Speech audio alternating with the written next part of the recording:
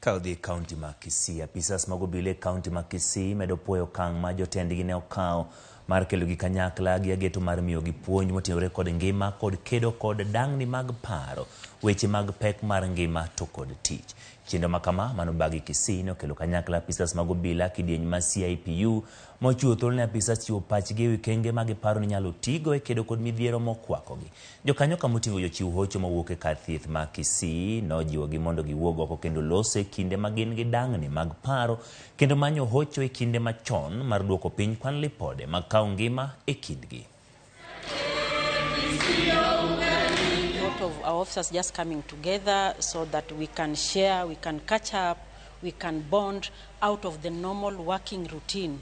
And we believe that such kind of events allow our officers to share their experiences. It allows them to share what they think is not working well with them. This is a synergy session whereby members are able to come and bond and meet together. And I spoke particularly on mental wellness because there's no health without mental health.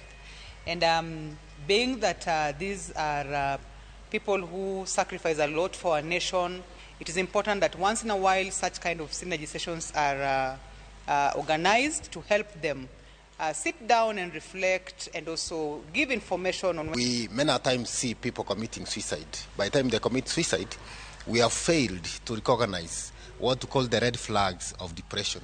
And therefore, at KTRH, luckily, these officers are recovered medically, and their cover is accepted at KTRH. We have enough personnel on mental health. We have psychologists, we have psychiatrists, and we have a unit that is able to address their issues.